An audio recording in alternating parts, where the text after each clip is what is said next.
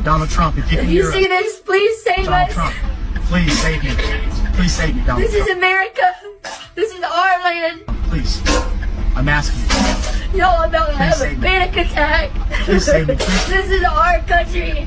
Our country. In God's name, please This stop is awful. God, please save us. Please. Will end the devastating inflation crisis immediately, bring down interest rates, and lower the cost of energy. We're going to bring those prices way down. A vote for Trump means your groceries will be cheaper. Groceries, cars, everything. We're going to get the prices down. Starting on day one, we will end inflation and make America affordable again.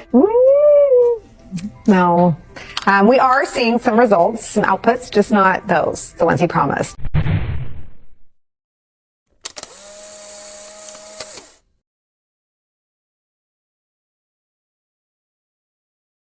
Welcome back to the channel. This is the plot twist nobody saw coming.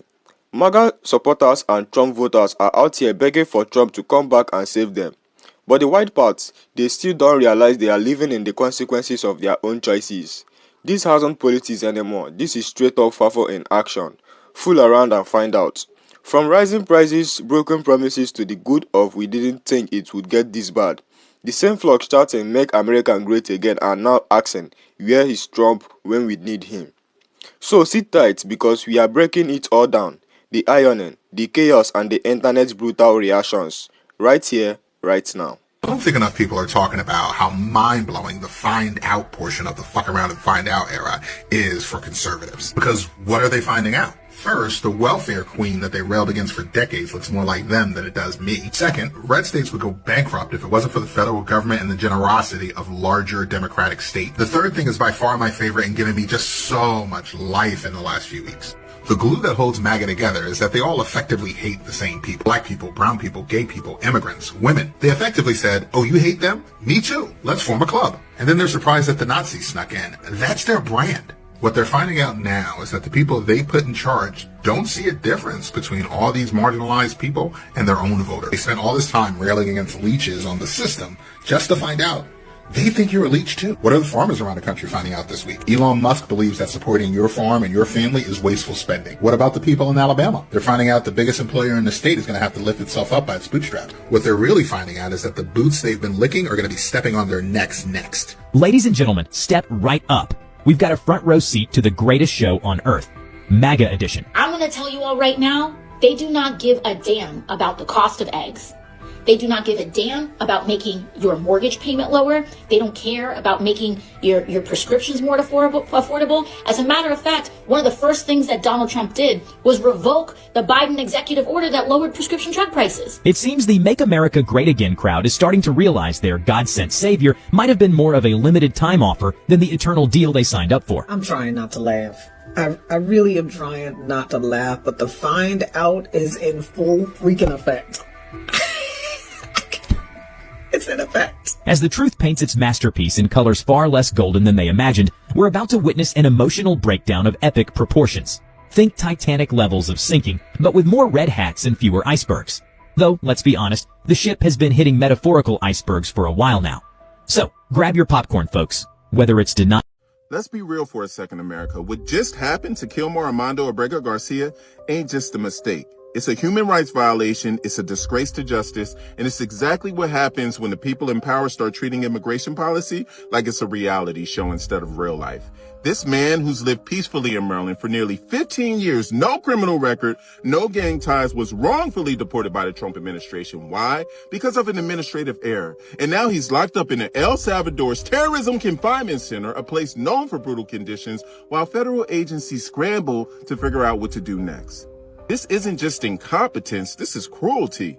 The Supreme Court already ruled, bring him home. But instead of following that legal order, Trump's team asked for more time as if this man's life is a scheduling conflict. Let me break this down. A federal judge blocked this man's deportation in 2019. The government did it anyway. They accused him of gang ties without proof. They admitted it was a mistake in court, and now they're stalling? While an innocent man sits in a foreign prison fearing for his life? This is what dictatorship energy looks like in a democracy. The government's job is to protect due process, not throw people away like they're disposable.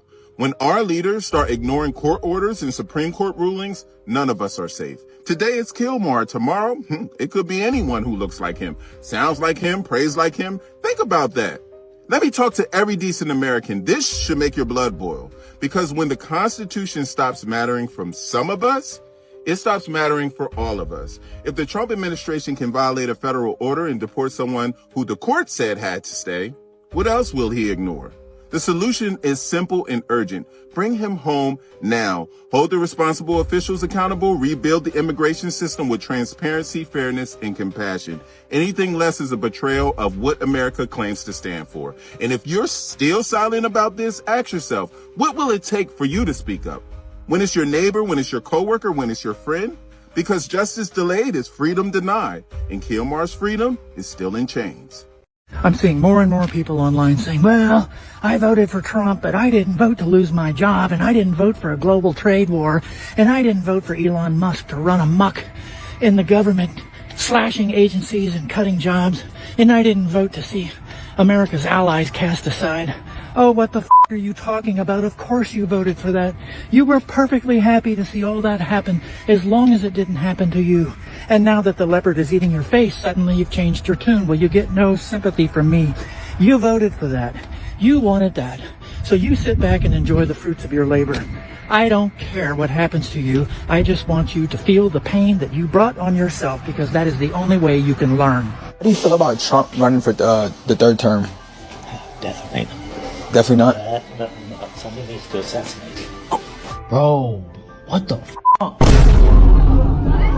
What the... Bro? I'm gonna ask y'all this question again. When are y'all gonna admit that he has no idea what the f*** he's doing? Trump tariffs wipes out 3.1 trillion from the... in one day? Not million, not billion, trillion in one day. Include the fact that Donald Trump's plans for the economy would accelerate inflation and invite a recession by the middle of next year. Increase inflation and by the middle of next year would invite a recession. Increase inflation and invite a recession by the middle of next year. What kind of sick tariffs? Penguins. You gotta be a dirty fucker. You gotta be a dirty fucker to tariff penguins. You sick motherfucker. You sick. Something pretty wild is happening in the MAGA base right now. And honestly, it's the kind of twist you couldn't script better if Netflix handed it to Shonda Rhimes. Now everything's more expensive! Oh, I can't afford groceries! You can afford groceries! You couldn't afford rent! Your landlord raised your rent, so you elected a fucking landlord to be president! Who has dementia! Who's insane! Who paid people to write his college papers! He doesn't even know what a tariff is! He thinks tariff is a stripper! Remember when Donald Trump promised that prices would magically drop the second he strutted back into the Oval Office? Yeah, turns out that day one discount never showed up. No rollback aisle, just vibes, and unfortunately, a growing mountain of receipts. Fast forward 3 months into Trump's second term, and guess who's getting absolutely sucker punched by the cost of living? Everything just became more expensive! Oh my god! Oh! No, they're gonna bring back manufactured jobs! You don't want to work in a manufacturing warehouse! Are you kidding me? The very folks who cheered the loudest at his rallies, red hats and all. Turns out their economic savior might have walked them straight into a financial minefield. And now, things are getting awkward. Okay, let's get straight into it. There is a growing trend that is impossible to ignore. MAGA supporters and Trump voters are starting to panic, and it's not just about politics anymore, it's about consequences, economic stress, rising prices, health issues, housing instability, social unrest, you name it. And now, the same people who once said Trump was the answer to everything we're loudly wondering. Where is Trump? Why isn't he here to fix this? But here's the reality. This FAFO fool around and find out, playing out in real time. For years, many of these voters were told that immigrants were the problem, that globalism was the enemy, that climate change regulations were ruining jobs, and that cutting taxes on the wealthy would trickle down to everyone. They rallied behind those talking points. They voted for them, they defended them, and now, when those very policies have matured into full-blown issues, they are looking around asking, how did this happen? Well, it didn't happen overnight. It happened over years of misinformation, emotional manipulation, and willful ignorance. Take the economy for example. Some Trump voters believe that simply electing a businessman would magically fix inflation, debt, and jobs. But now that wages haven't kept up with the cost of living, now that the healthcare system is collapsing in rural areas, now that small businesses are being swallowed by corporations, they are realizing that slogans don't fix structural problems. And let's talk about healthcare. One of the biggest ironies we are seeing is people who voted against expanding medical or keeping the Affordable Care Act suddenly finding themselves uninsured and unable to afford basic treatment. People who once said, "I don't want government in my healthcare," are now on GoFundMe begging strangers for help with surgery bills and insulin. That is not freedom, that is failure. The housing market is another disaster. Trump-era deregulation was pitched as a way to unleash the economy.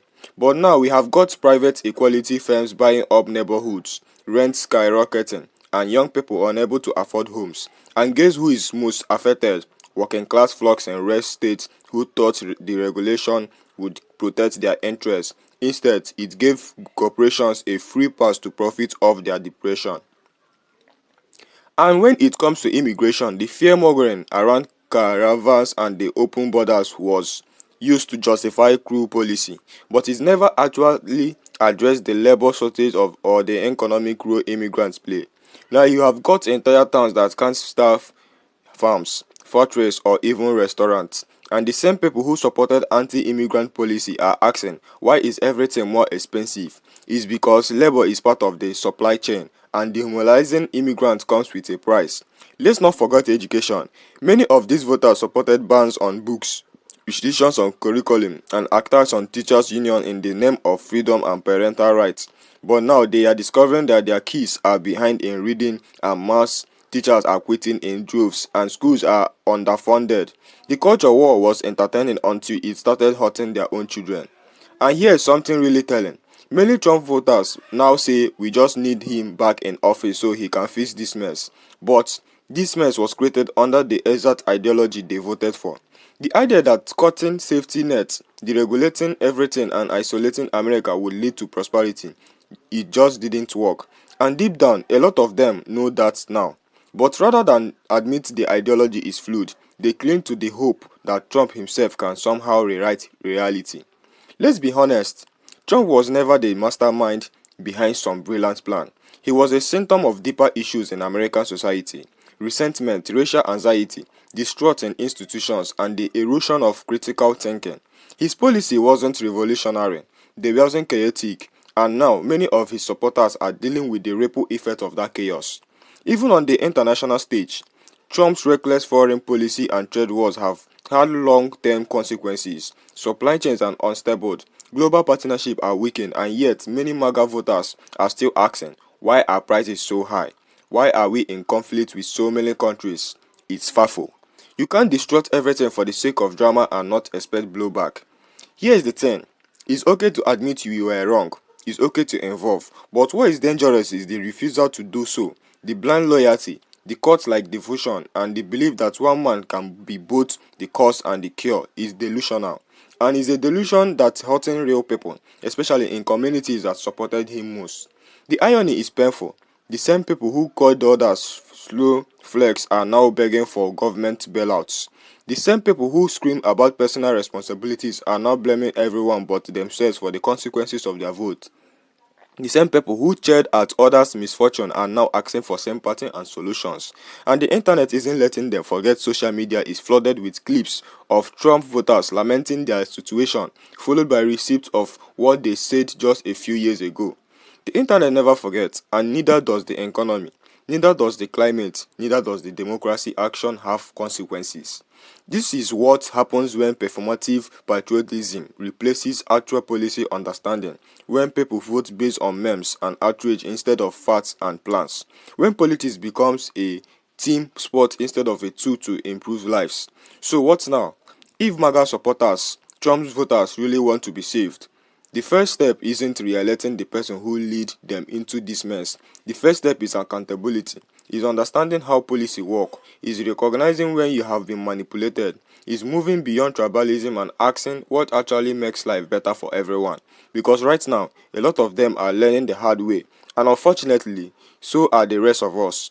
If you found this breakdown insightful, go ahead and hit that like button. Share this with someone who needs to hear it. And don't forget to subscribe for more honest commentary and real talks. Thanks for watching. See you in the next one.